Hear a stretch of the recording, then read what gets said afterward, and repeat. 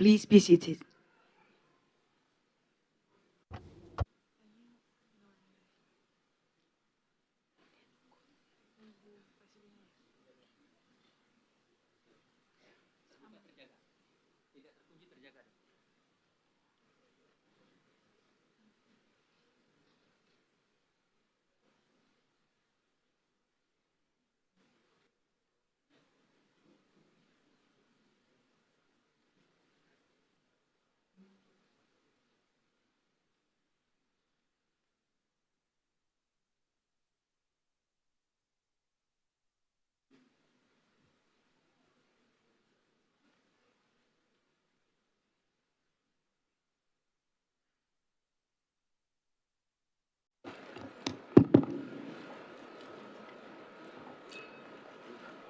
Sri Baginda, His Majesty, Excellencies, East Asia Summit leaders.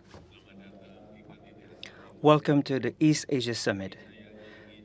This afternoon, I just want to re-emphasize one point, that we are all sitting around this table have an equally enormous responsibility to create peace, stability, and prosperity in the region. We have a shared responsibility to not create new conflicts, to not create new tensions, to not create new wars. And at the same time, we are also responsible to ease high tensions, to soften hard conditions, to create rooms for dialogue, and to bridge existential differences. Excellencies, hard to tell how many times the words peace and stability have been uttered by every one of us. It definitely shows that essentially we acknowledge peace and stability are the main key to achieve prosperity. ASEAN is steadfast in making this region as the epicentrum of growth, and therefore ASEAN will continue to work to play a role as contributor of peace and stability. And ASEAN will really appreciate if this East Asia Summit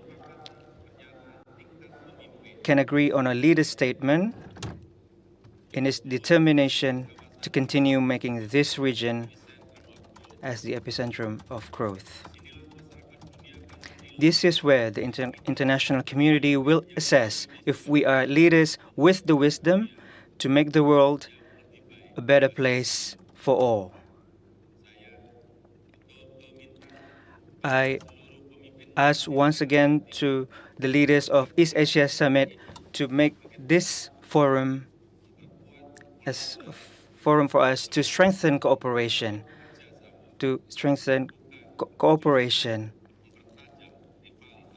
not sharpening rivalries. I call on all the leaders to show the wisdom, to show leadership for the success of this meeting and bring about concrete benefits for the people. And this is where the international community will assess if we are the leaders with the wisdom to make the world a better place for all. I'd like to stop there, and I hereby declare the 18th East Asia Summit open.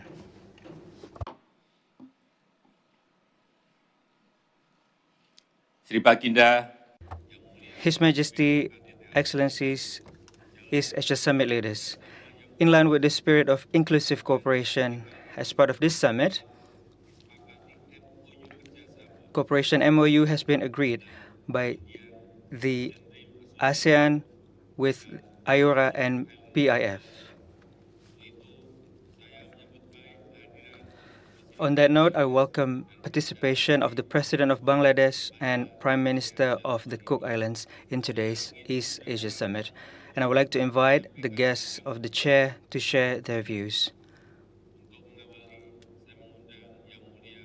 To begin, I would like to invite His Excellency Muhammad Sahabuddin, President of Bangladesh, as Chair of the Indian Ocean Rim Association. Your Excellency, you have the floor.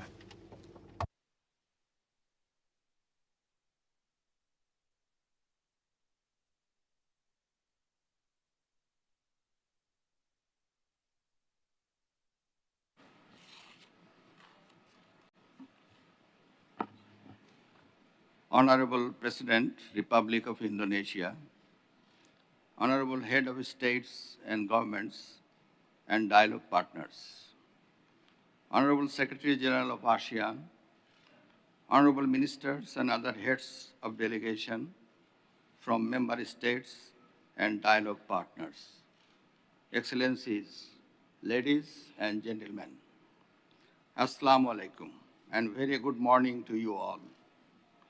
It is my distinct honor to be able to attend the 43rd ASEAN Summit and related summits.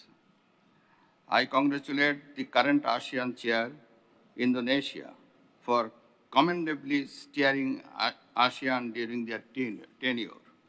I also express my heartfelt gratitude to the chair for extending a warm hospitality in a beautiful Jakarta. Dear audiences, I would like to begin by paying my deepest tribute to the architect of the independent Bangladesh, father of the nation, Bangabandhu Sheikh Mujibur Rahman. Bangladesh has made a transformative journey since its independence and tremendous progress in almost all sectors of socio-economic development under the stewardship of our Honorable Prime Minister, Her Excellency Sheikh Hasina. Distinguished delegates, Bangladesh wishes to enhance its relations with ASEAN and institutionalize it by becoming ASEAN sectoral dialogue partner. There are many sectors including trade, investment, transnational security issues, climate change, where ASEAN and Bangladesh can cooperate. If we get ASEAN sectoral dialogue partner status, there would be mutual benefits in many areas through increased economic cooperation, access to regional markets, strengthened regional integration, exchange of knowledge and best practices, enhanced regional security of cooperation, and cultural and people-to-people exchange. I believe this status would open up ample opportunities for both sides and promote Bangladesh's relation with ASEAN. Excellencies, the Indian Ocean Rim Association, IORA, has evolved into an important regional forum on shared values and mutual cooperation. It has provided a platform for cooperation in 6 priority areas and 2 cross-cutting issues with possibilities for even more. The region linked by commerce for centuries is still at the center of global trade and investment flows. IORA can reap benefits from most of the emerging connectivity options, and ASEAN is on top of this list. Therefore, the IORA current chair, I am very happy to see the institutionalization of cooperation between ASEAN and IORA. And I warmly welcome the newly signed MOU between them. I believe it will be an important mechanism to enhance mutually beneficial cooperation. Bangladesh has made significant contributions in preparing the IORA outlook on the Indo-Pacific during her chairship. I believe that IORA engagement in the Indo-Pacific region would ensure a fair, equitable, and sustainable trade and investment environment that would enhance economic growth and cooperation while building resilient regional and global values chains. Dear friends, Mother of Humanity, Honorable Prime Minister Sheikh Hasina, sheltered 1.2 million forcibly displaced people from Myanmar on humanitarian ground.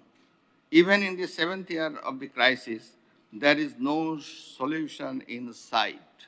Whereas Bangladesh is pushed to the limits, it is the collective responsibility of the international community to find a durable solution to this crisis in its place of origin in Myanmar.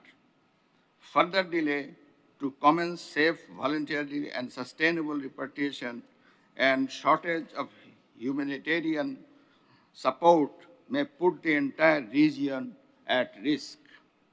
We call upon the international community to urgently act on this very urgent matter.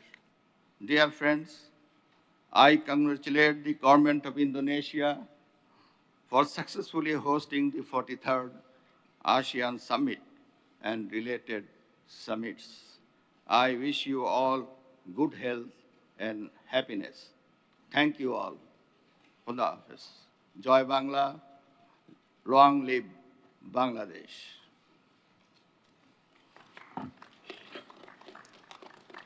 Terima kasih Yang Thank you, Your Excellency. Next, I would like to invite His Excellency Mark Brown, Prime Minister of the Cook Islands, as the Chair of the Pacific Island Forum. Excellency, you have the floor.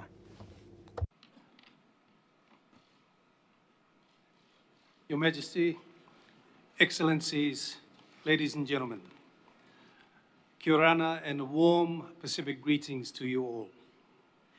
It is an honor to address you today in my capacity as the Prime Minister of the Cook Islands and also as the Chair of the Pacific Islands Forum, a grouping of 18 nations scattered across the Pacific Ocean.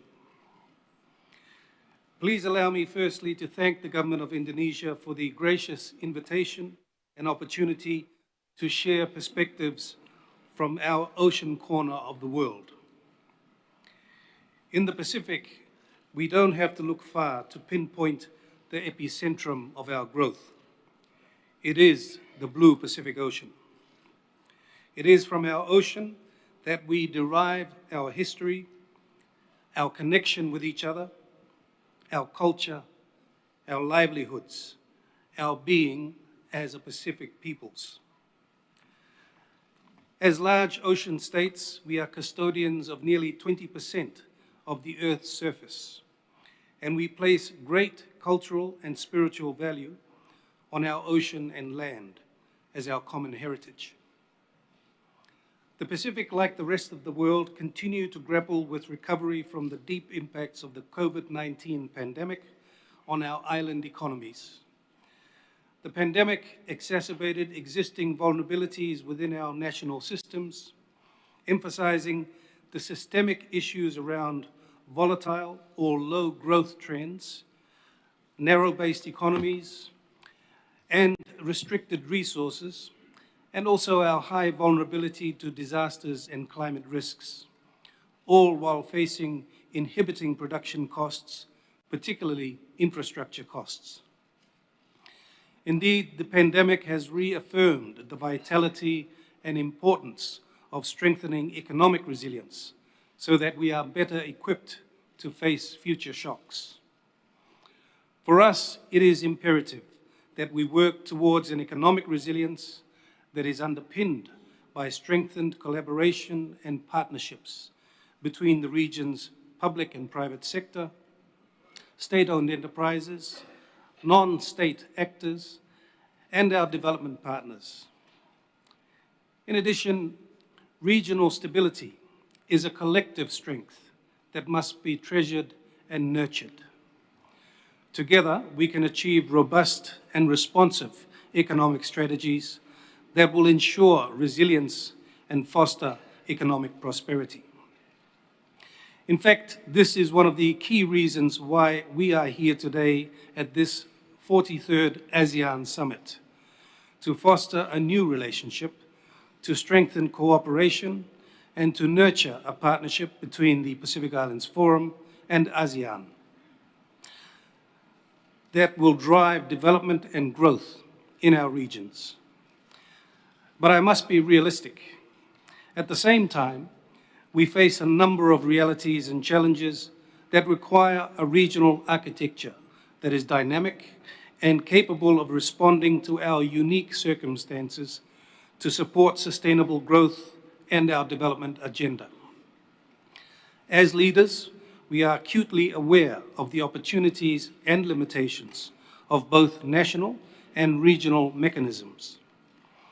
On most matters, it is fair to say that we defer to national systems or mechanisms.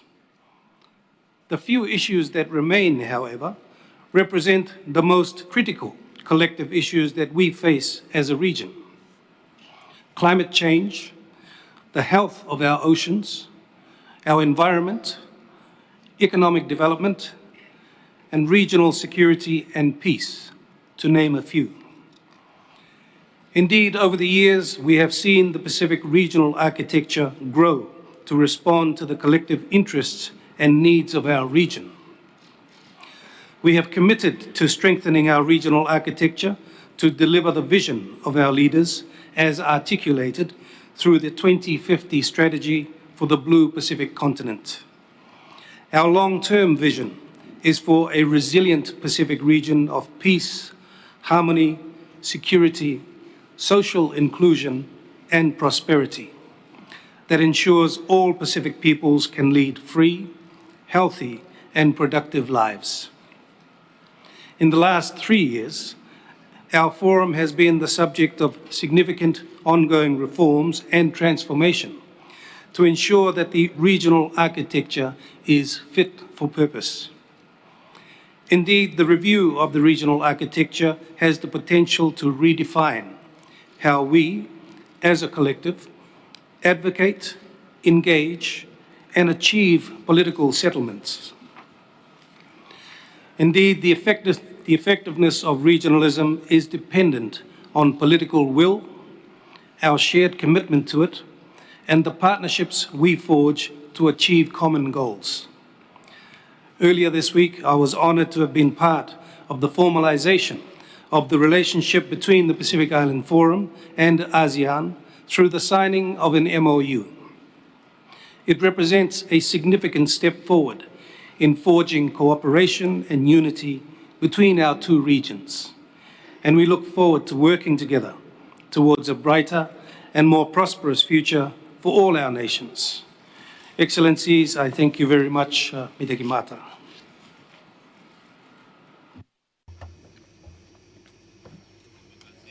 Thank you, Your Excellency.